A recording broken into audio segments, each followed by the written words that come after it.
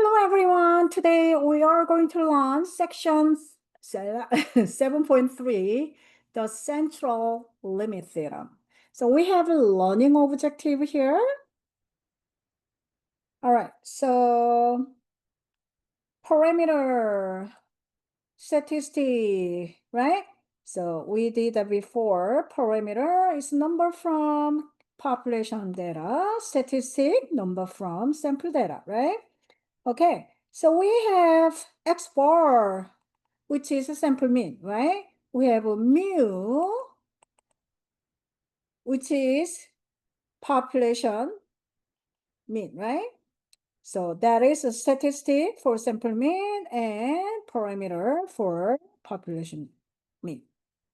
Okay, so we have a standard deviation S for sample and sigma for population. So we did everything before. Today, we are going to learn new symbol. So we have a p hat. So we read p hat. Looks like wearing hat, right? So we did a y hat before when we talk about the least squares regression line, right? Okay, so what is a p hat? P hat is proportion of successes in n trials of binomial experiment. Okay, so this one is a sample proportion.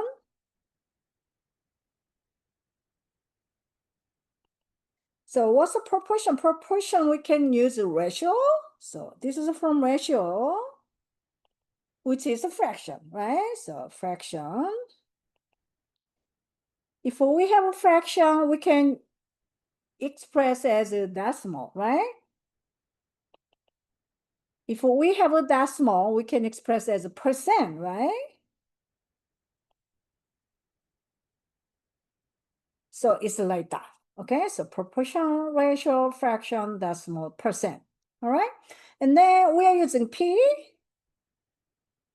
Here we have population proportion. So this is a population proportion. So we can use just the first, I think this P from P, right? Proportion. Yeah. Okay. Now, why we are doing p hat? Why we are doing X bar? Because we want to estimate the population mean.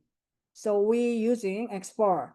We want to estimate the population standard deviation. So we are using S, right?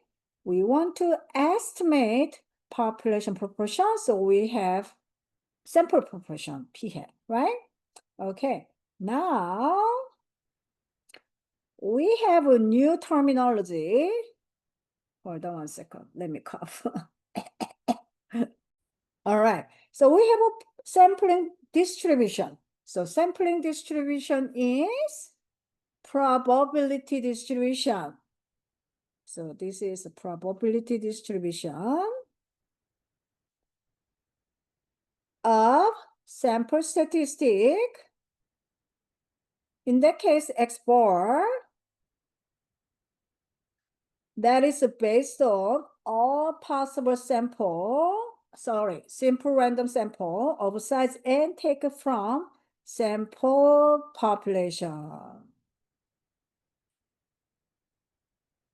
All right. So we can use here also p hat, right? So like X bar or p hat, which is a sample proportion, right? In other words, we might think, let me write down, it shows how statistic varies from sample to sample. All right, so let's take a look distribution of sample mean. Okay, so like a professor decided to roll 10 dice and compute the sample mean for the number on the faces. Okay, so here is first sample result was 2, 2, 3, 3, 3, 3, 4, 4, 5, 5. So we want to take the average from those numbers. So the first sample has a 3.4 is the average. All right. Okay, second sample has 1, 1, 1, 2, 3, 5, 6, 6, 6, 6. So second sample has 3.7. Third sample 1, 2, 2, 3, 4, 4, 4, 5, 5, 6. Yeah. Then 3.6. So the professor did 100 times. So here is, yeah. So number 4. So 3.5 and so on. And all the sample mean here. Yeah. Okay. Good, right? All right, let's take a look. This one. So we have, if we roll a dice, right? The probability of getting any number, we get 1/6 from any number, right? 1/6. Makes sense, right?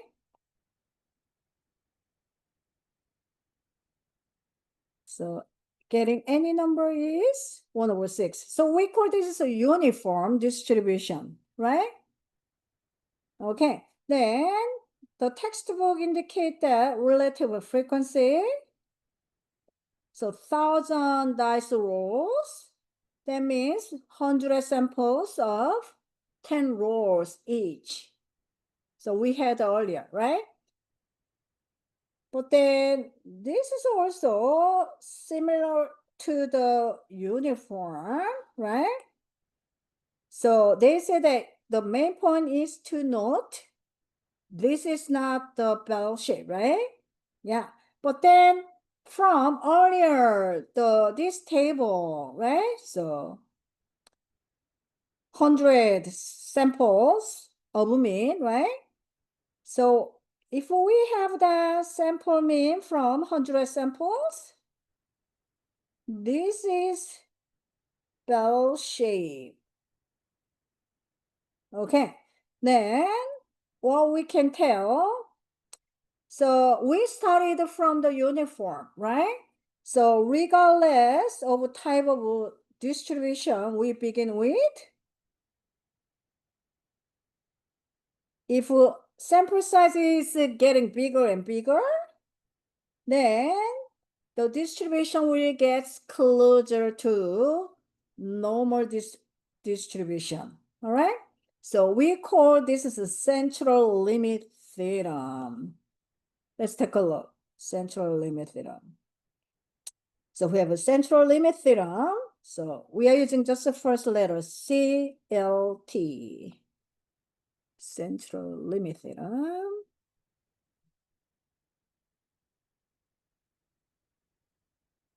So we have X is a random variable with a mean mu, standard deviation sigma, right?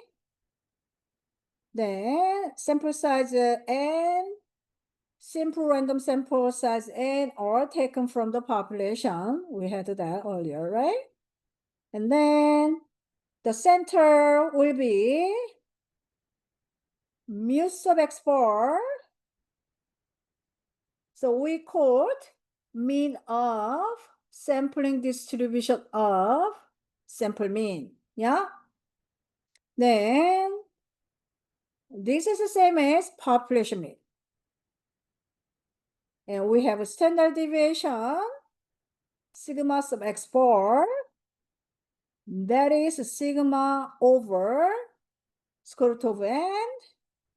And the shape, the distribution is normal if the original distribution was normal or the sample size.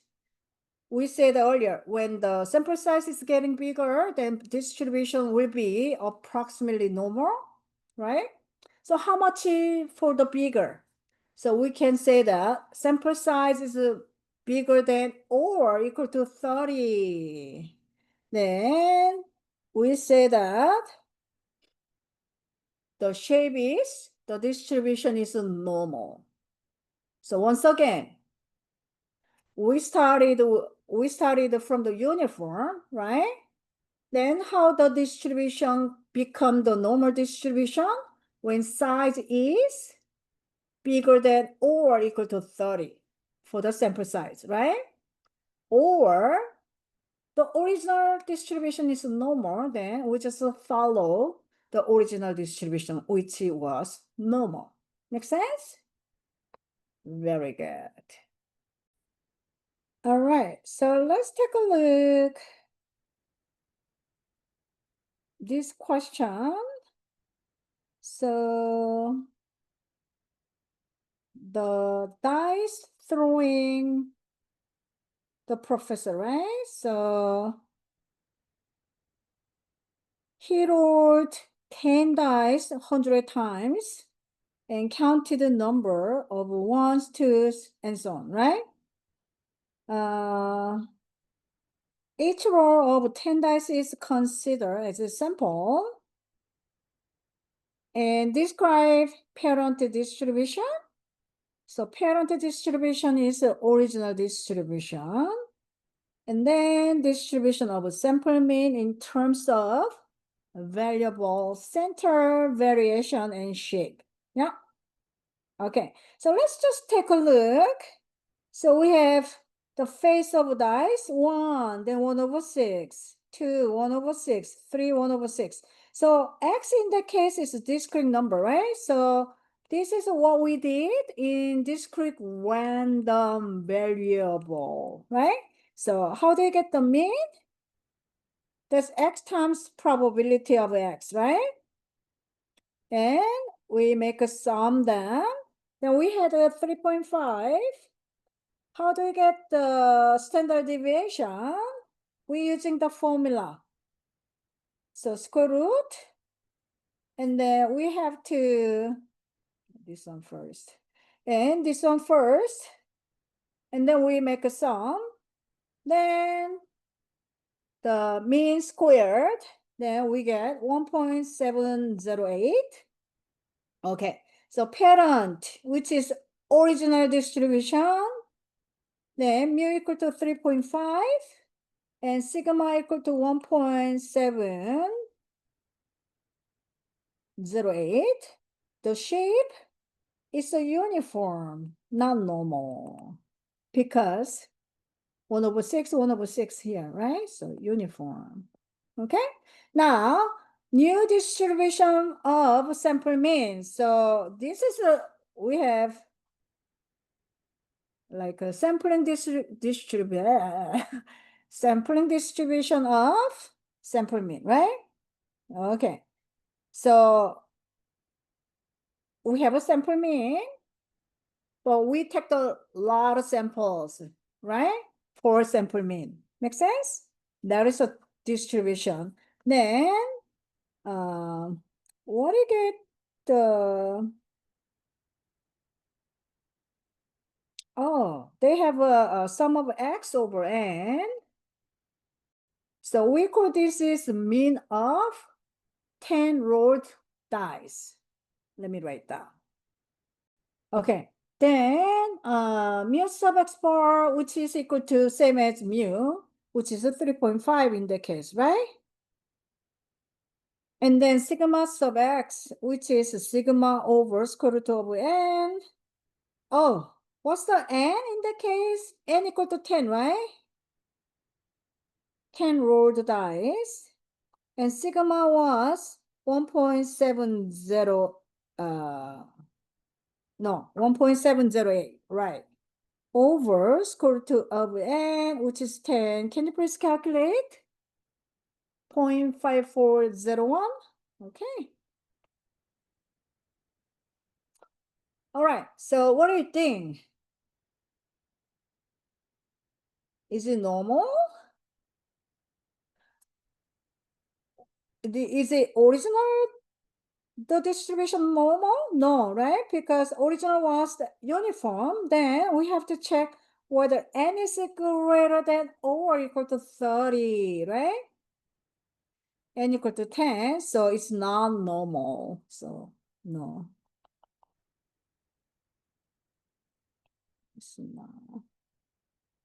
it's not normal. Let me write down. So sorry, you cannot see. All right, hold on one second. Okay, so hold on one second. Let's talk about the average, huh? Hold on. Let me read this tip first, and then we go back to that tip. So they say that y is the mean of distribution of sample mean is the same as original mean, right? That means mu sub x bar equal to mean, right? Okay, so the tip say that the average of a bunch of averages should be very average. Make sense to you?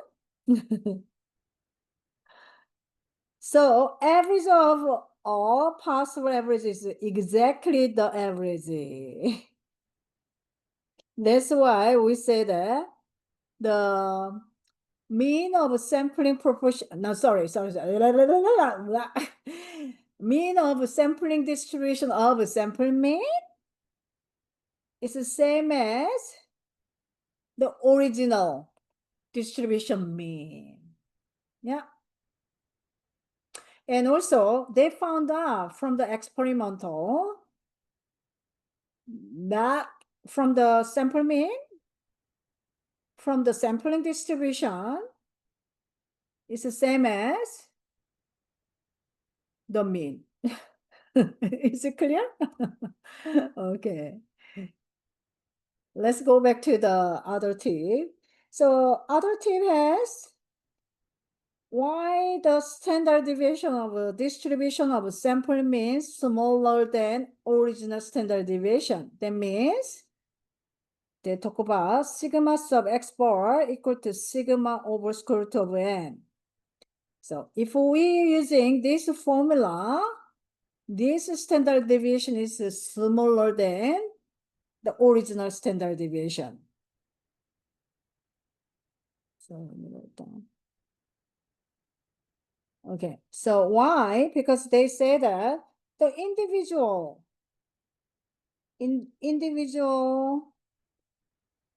goes very widely. But if we take the sample mean, then they are consistent. So if we have a consistent, that means less variation. We learned that when we talk about the standard deviation, right? So less variation. So less variation means same as less standard deviation, right? Yeah, standard deviation.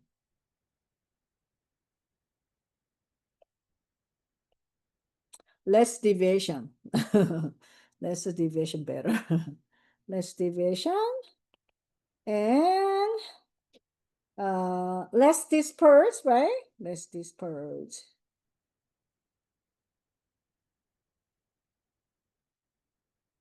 More consistent, right? Okay. Let's take a look this question. All right, so we have a mean SAT math scores was 528 and standard deviation was 120. And then the score follow a normal distribution. Random sample of a size n equal to 25 are taken from the population. Okay, so describe the distribution of sample means. Okay, so we want to describe the distribution. So like earlier, we have a table, right? So let's do that.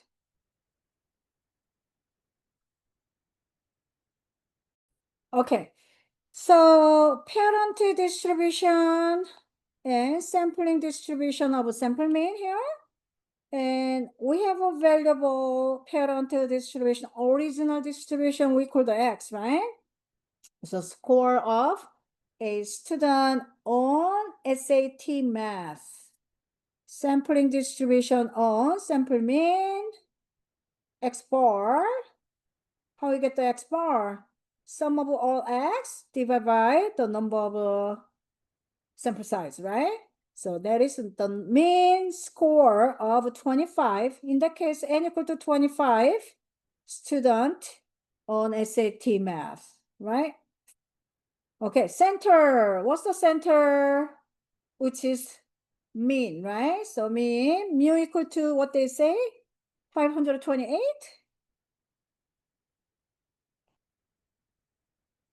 And what's the sampling distribution of sample mean? So mu sub X bar, let me using different color, because we are doing that main idea here, right? Mu sub X bar, which is mu, which is 528, right? Dispersion, sigma, well, what's the sigma? 120? Okay, so we have sigma sub X bar, which is sigma over square root of n. Sigma, we have 120 over square root of n, which is n equal to 25, right? 25. Now, can you please calculate? 24, good. All right, now shape. Was the original one is uniform or normal distribution? They said a normal distribution, right? So it's a normal. If original was a normal distribution, then we using the normal, right? This is also normal. Make sense? Okay, that is to describe the distribution of sample mean. Now, second part. Let me using another page. Find the probability that random sample of 25 students has mean score higher than 550. Okay, so second part, we want to find the probability and we want to use sample mean over sample proportion. We're using that. And higher than 550, right? So higher than, we using greater than or equal to or greater than, that's fine too, because continuous, right? So it's okay. All right. 550. All right, so we are going to use a stack crunch. All right, in the stack crunch, we have to be a little bit concerned about mean and standard deviation in the case. So mean, we are using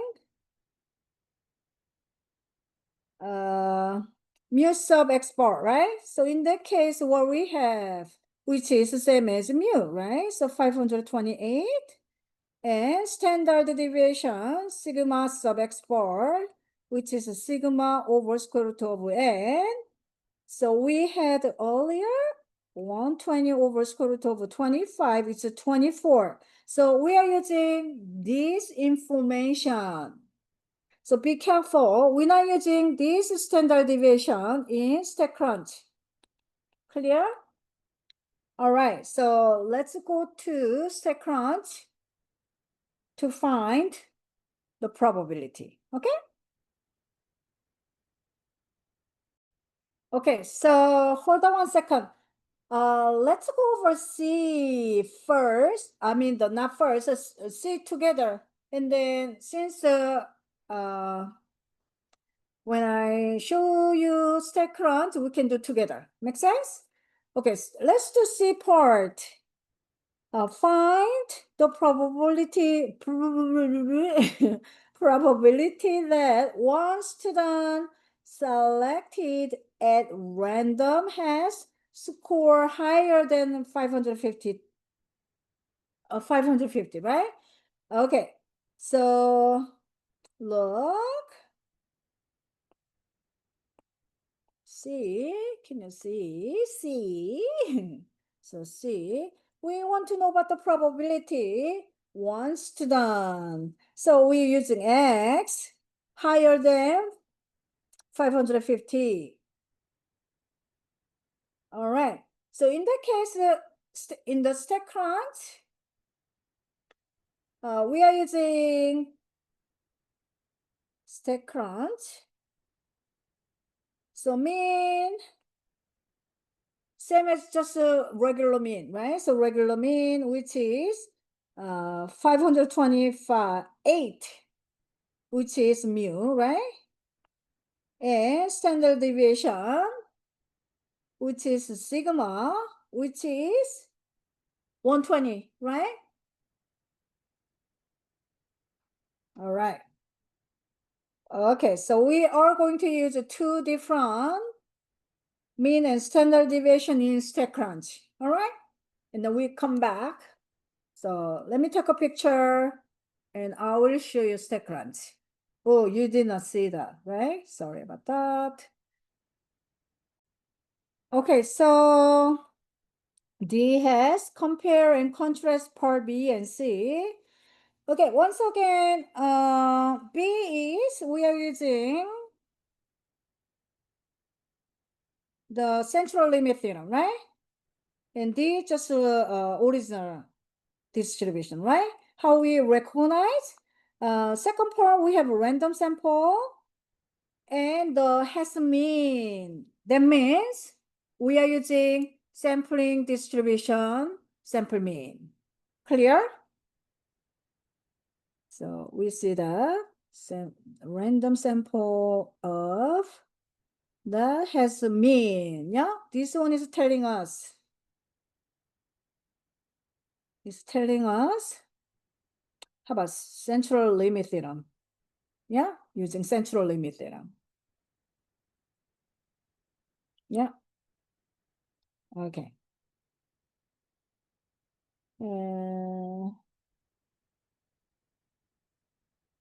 We what is called we see two different probability, right? This is more higher than this. Yeah. Okay. So we have this one does not move. So I got this one here. So second one has more higher probability. So like this. Okay. Okay, so let's do this example as a last question for this section. So lifespans replacement times for a cell phone. Normally distributed mean 2.8 years, standard deviation is 1.1 years, sample is 50, consumers are collected, right? Find the probability that sample of 50 cell phone has on average. Okay, so this one is telling us we are using central limit theorem, right? So means the sampling distribution for sample mean, yeah? So short central limit theorem, yeah? Okay, so first one, we want to find the probability the lifespan greater than 3 years. So X bar greater than 3 years with StatCrunch, right?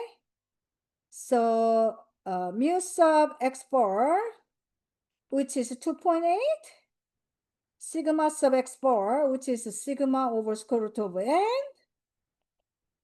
and sigma, which is in the case 1.1 over square root of n equal to 50, right? Can you please calculate 0.155, one more? 6? Okay. Now, This is a normally distributed, so we can use this stack crunch with a normal, right? Yeah.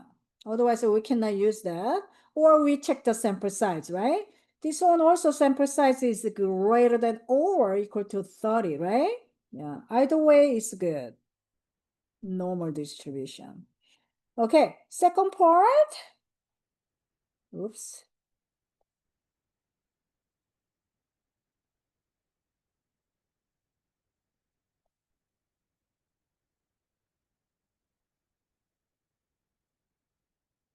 So what's the probability of between 2.5 and 3? Yeah. Okay. C. Find the probability that samples of 57 has mean life less than 2.5, right? So less than 2.5. And we need to check the unusual, yeah? So what was the unusual? The probability is less than 0.05, which is 5%, right?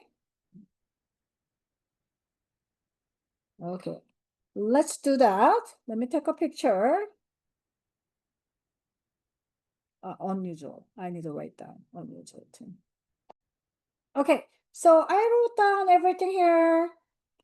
The probability, what we had from the stack crunch, and then the third one, 0.0269 times 100%.